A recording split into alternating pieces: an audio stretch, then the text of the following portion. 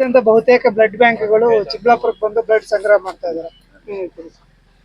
ಬಹಳ ಸಂತೋಷ. ಚಿಕ್ಕಬಳ್ಳಾಪುರ ಜಿಲ್ಲೆ ಜನತೆ ರಕ್ತದಾನ ಕೊಡೋದ್ರ ಮೂಲಕ ಅವರ ಒಂದು ಮನಸ್ಥಿತಿಯನ್ನ, ಪರೋಪಕಾರಿ ಜೀವನವನ್ನ, ಪರೋಪಕಾರಿ ಪುಣ್ಯದ ಕೆಲಸದಲ್ಲಿ ಪಾಲ್ಗೊಳ್ತಾ ಇರ್ತಕ್ಕಂಥದ್ದು ಅತ್ಯಂತ ಸಂತೋಷಕರ. ಅದರಲ್ಲಿ ಕೂಡ ನಮ್ಮ ಸಿ.ವಿ.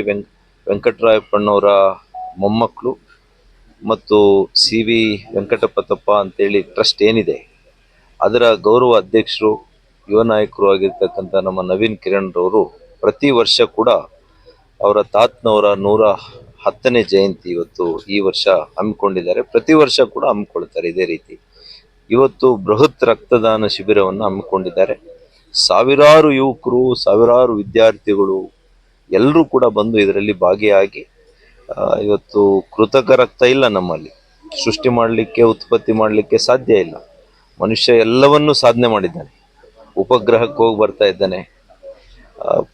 ಇವತ್ತು AI ಆರ್ಟಿಫಿಷಿಯಲ್ ಇಂಟೆಲಿಜೆನ್ಸ್ ಇದೆ, ಮೆಷಿನ್ ಟೂಲ್ ಲರ್ನಿಂಗ್ ಇದೆ.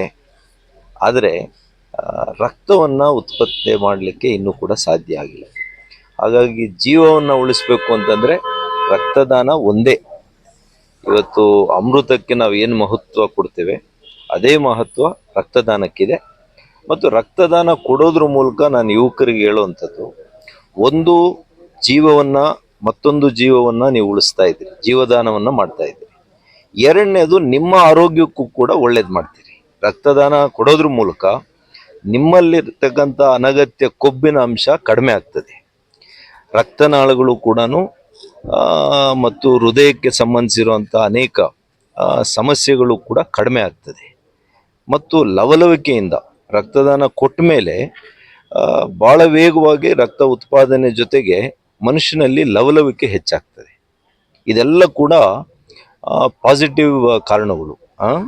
ಹಾಗಾಗಿ ಯುವಕರು ಪ್ರತಿ ವರ್ಷ ಒಬ್ಬ ಗಂಡಸು ಸುಮಾರು 3 ಬಾರಿ ಕೊಡ್ಬೋದು, ಮಹಿಳೆಯರು 3-4 ಬಾರಿನೂ ಕೊಡ್ಬೋದು. 18 ವರ್ಷದಿಂದ 60 ವರ್ಷದ ಒಳಗಡೆ ಯಾರಿಗೆ ಮಧುಮೇಹ ಇಲ್ದಿರ, ರಕ್ತದೊತ್ತಡ ಇಲ್ದಿರ ಮತ್ತು ಹೃದಯಕ್ಕೆ ಸಂಬಂಧಿಸಿರುವಂಥ ಸಮಸ್ಯೆಗಳು ಇಲ್ದಿರ ಇದ್ದರೆ ಅಂಥವರೆಲ್ಲರೂ ಕೂಡ ಅರ್ಹರು. ದಯವಿಟ್ಟು ಕೊಡಿ ಅಂತೇಳಿ ಮತ್ತೊಮ್ಮೆ ಅವ್ರಿಗೆಲ್ಲ ನಾನು ಮನವಿಯನ್ನು ಮಾಡ್ತೀನಿ.